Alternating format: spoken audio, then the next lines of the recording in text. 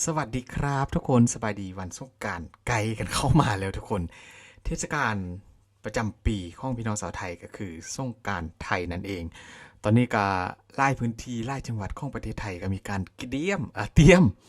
เกี่ยมหลายๆอย่างนะทุกคนในการต้อนรับในการเล่นพี่น้องทางประเทศไทยและคนก็เริ่มทยอยกันกลับบ้านนะทุกคนผู้ใดขับรถกลับบ้านหรือว่าเดินทางกลับบ้านก็ขอให้เดินทางอย่างระมัดระวังนะทุกคน อย่าดื่มแล้วขับนะทุกคนตั้งสติในการขับรถให้ไปถึงบ้านถึงซองกันก่อนมื้อนี้นะทุกคนเทศกาลของประเทศไทยก็คือเทศกาลสงกรานต์ใกล้จะเข้ามากันแล้วเมืองไทยนี่เล่นประมาณสัก7วันใช่ไหมทุกคน7วันหรือว่า1อาทิตย์ซึ่งว่าอยู่บ้านของหมอพิมพ์ก็เล่นประมาณ3วันแค่นั้นทุกคนแต่ว่าเมืองไทยนี่แบบเขาจัดเต็มกันเลยนะนอกจากนั้นนะเดี๋ยวเราจะมาเบิ่งว่านักท่องเที่ยวที่ว่าเขาจะเดินทางมาเที่ยวประเทศไทยนี่ทุกคน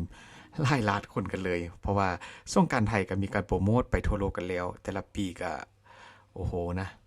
ติดท็อปเรื่องของเทศกาลอยู่แล้วแล้วก็สงกรานต์ไทยก็มีการจดทะเบียนมรดกโลกเป็นที่เรียบร้อยแต่ว่าอยู่บ้านของพ่อพิมพ์ก็จะเรียกว่าบุญปีใหม่นะทุกคนปะเดี๋ยวเราไปเบิ่งคลิปกันทุกคนว่านักท่องเที่ยวมาเที่ยวไทยจะไล่ฉันได้และก็ในช่วงสงกรานต์นี้จะมีงานยังแดไปนี่คือภาพบรรยากาศทุกคนของนักท่องเที่ยวชาวต่างชาติที่ว่าเขาเดินทางเข้ามาที่ประเทศไทยนะคนอยู่ที่สนามบินสุวรรณภูมิเตรียมมาเล่นสงกรานต์อันนี้ก็เข้าเดินทางมาประมาณ2-3วันล่างแล้วทุกคนและปัจจุบันนี้ก็ยังมีอยู่ทุกวันกันเลยก็ถือว่าไทยก็เป็นเจ้าภาพที่ดีอยู่แล้วกับการต้อนรับนักท่องเที่ยวชาวต่างชาติฝรั่งยุโรปนะทุกคนแล้วก็เอเชียหลายๆประเทศที่เขาตั้งใจจะมาสาดนำอยู่ที่ประเทศไทยเพราะว่างานมหาสงกรานต์ไทยก็ถือว่าเป็นงานยิ่งใหญ่จัดได้แบบส้มศักดิ์ศรีสุดๆเลยแล้วก็มีการจดเข้าเป็นทะเบียนมรดกโลกนะทุกคนคำว่าสงกรานต์ไทยถือว่าตอนนี้ก็หลายพื้นที่ก็มีการเริ่มเล่นกันแล้วนี่ทุกคนภาพนี้ก็เป็นภาพที่ว่าบรรยากาศที่ผ่านมาทุกคนข้องปีกายพอพิมพ์ให้ทุกคนได้เบิ่งนิดหน่อยว่ามันเป็นบรรยากาศแบบได้เด้ในช่วงที่ว่าเข้ากับอากาศอบอ้าวแบบนี้ไกลสงกรานต์แบบนี้แล้วก็นอกจากนั้นนะทุกคนมาพิมพ์ก็จะสลับมาเบิ่งนี่ทุกคนอยู่ที่เมืองไทยก็มีการเตรียมสถานที่จัดงานเพื่อต้อนรับสงกรานต์คนนี่รถตุกๆก็มีการตกแต่งโดยต้นไม้ดอกไม้นะคนสถานที่ในงานเตรียมจัดยิ่งใหญ่กันเลยทุกคนมีรูปปั้นทั้งคนทั้งเด็กที่ว่าจับปืนสีน้ำนี่ทุกคนก็ถือว่าเป็นบรรยากาศที่มีความพร้อมไล่นะเมืองไทยเขาก็เตรียมมาไล่เดือนแล้วแหละในการที่จะทำแต่ละสิ่งเพราะว่าคนไทยเขาให้ความสำคัญกับงานเทศกาลไล่แล้วก็นี่เลยทุกคนโอ้โหแบบเป็นวิธีที่ว่ายิ่งใหญ่ไล่นะทุกคนอ่าจุดนี้ก็ในคลิปเขาบอกว่าอยู่ในกรุงเทพนะทุกคนเป็นวิธีขนาดยักษ์กันเลยที่ว่ากำลังเริ่มมีการตกแต่งไปแล้วก็ถือว่าแล้วเกือบแล้วเสร็จแล้วแหละมีทั้งระบบน้ำหลายอย่างมีความพร้อมหลายเดี๋ยวเราจะเห็นคลิปนะทุกคนในการทดลองฉีดน้ำเพราะว่านี่ก็เป็นงานคอนเสิร์ตที่ว่ายิ่งใหญ่ระดับโลกเลยแหละที่ว่ามีศิลปินหลายท่านนะทุกคนผู้ใดอยู่ไกลกันก็คงจะได้เห็นแล้วนะกับการเตรียมงานนี้ทุกคนภาพบรรยากาศตอนกลางคืนก็จะเป็นแบบนี้เลยงามไล่ทุกคนเวทีนี่เปียกกันทั้งคืนเลยทุกคนเพราะว่าเขาบอกว่าคลิปปีนี้สถานที่ปีนี้นี่แบบนำนี่บ่ต้องเป็นห่วงนะมีนำให้เล่นแบบแรงๆสะอาดกันเลยซีดอยู่ตลอดงานนะผู้ใดไปก็สมซ้ำกันแน่นอนทุกคนนี่เลยอันนี้ก็เป็นอยู่ที่สนามหลวงทุกคนสนามหลวงก็มีการจัดเตรียมซากเวทีแล้วก็สถานที่นี่ทุกคนมีกิจกรรมหลากหลายกันเลยนี่น่าจะเป็นแบบหอบานพี่ซิ่งมีกิจกรรมให้เด็กๆได้เล่นนะทุกคนแล้วก็ผู้ใหญ่ได้เที่ยวชมกับเทศกาลสงกรานต์ไทยจุดนี้พ่อพิมพ์ว่าน่าจะเน้นความเป็นไทยเยอะเลยนะทุกคนเบิ่งจักซากแล้วก็หลายๆอย่างที่มีการเตรียมมานี่ทุกคนน่าจะเป็นแบบบรรยากาศแบบไทยกับสมัยใหม่นี่อันนี้เหมือนกับอยู่อยุธยานะคนนี้มีสนามมวยเวทีมวยแล้วก็มีสระเล่นน้ำก็คือแบบมวยทะเลทุกคนมีสิงสาสวรรค์โอ้มีครบกันเลยนะต่อมาทุกคนอยู่ใจกลางกรุงเทพเลยอันนี้ก็เขาบอกว่าตึกอะไรมหานครมีการจัดสไลเดอร์สูง8 เมตรนะทุกคนนี่ตึกมหานครเซิร์ฟสไลเดอร์ยาว8 เมตรให้กับคนไทยได้เล่นฟรีเพราะได้มีโรงแรมก็สามารถพาไปเล่นได้ทุกคนถ้าว่าบ่อยากไปจุดที่ว่ามีคนเยอะ สาดน้ำนี่ทุกคนเวทีนี้บ่พลาดเลยก็คือเวที S2O นะทุกคนว่าพิมพ์เคยทำคลิปมา2 ปีซ้อนละก็คือครบรอบ10 ปีปีนี้ก็แบบจัดแบบอลังการแฮงทุกคนเวทีที่ว่าเขาเตรียมมาซึ่งว่างานนี้ก็ว่าพิมพ์บ่แน่ใจว่าปีนี้ยังเป็นพี่วูดดี้เขาเป็นเจ้าของงานหรือบ่ทุกคนเป็นคนจัดนะ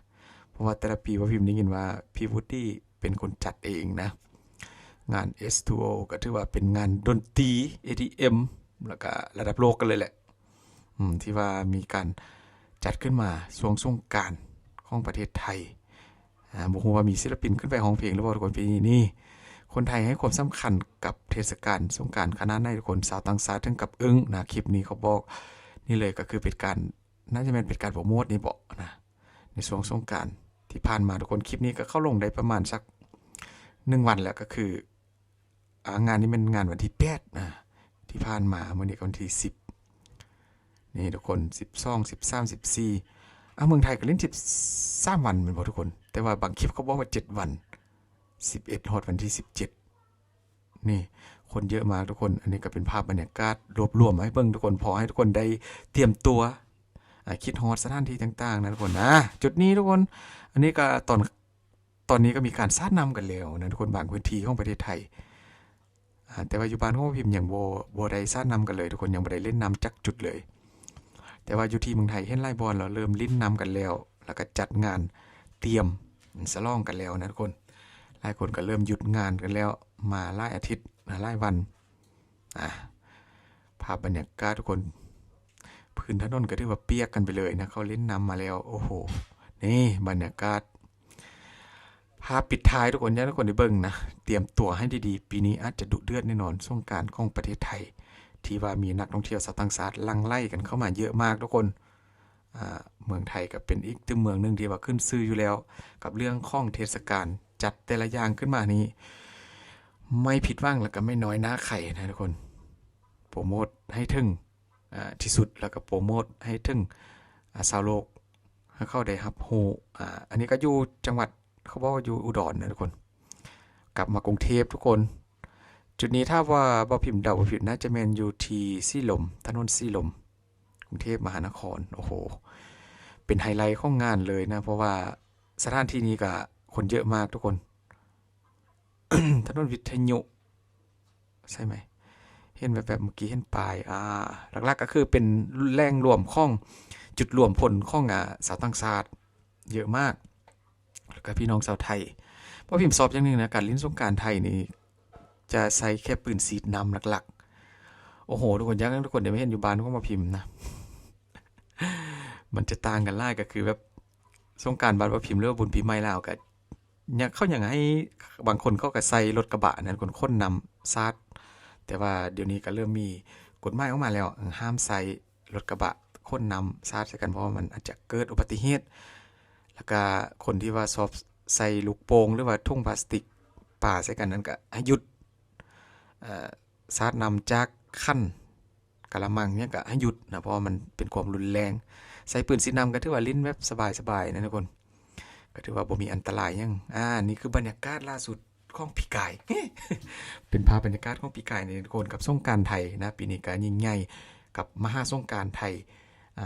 ปีนี้ก็อาจจะสร้างปรากฏการณ์ใหม่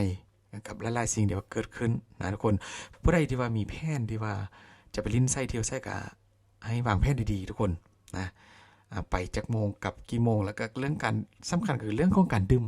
นะการดื่มน้ำเก๊กฮวยอย่างแหละก็ให้ดื่มพอประมาณอย่าเอาเยอะทุกคนกลับบ้านกลับซ่องก็อาจจะลำบากขับรถขับล่างอันตรายหลายจะได้ก็ขอให้ทุกคนโชคดีนะสำหรับสงกรานต์ไทยปีใหม่ที่จะมาฮอดหรือว่าบ้านว่าพิมพ์เรียกว่าปีใหม่แหละปีใหม่ขอให้ทุกคนสุขภาพร่างกายแข็งแรงทุกคนนะร่ำๆรวยๆกันเที่ยวให้มีสติแล้วกลับบ้านให้ถูกนะทุกคนขอบคุณหลายๆเด้อ